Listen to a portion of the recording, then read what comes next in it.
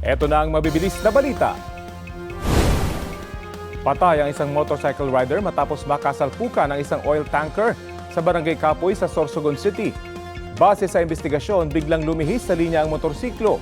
Hindi na nakaiwas ang kasalubong na truck at nakasalpukan ng motor. Isinugod pa sa ospital ng rider pero idineklarang dead on arrival.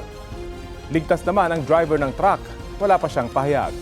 Sinusubukan ding kunan ng pahayag ang pamilya ng biktima.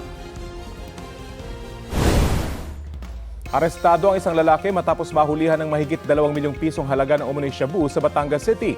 Ayon sa pulisya, pauwing Calapan Oriental Mindoro ang suspect nang maharang sa passenger terminal ng Batangas Port. Nasabat sa kanya ang humigit kumulang 400 gramo ng hinihinalang shabu.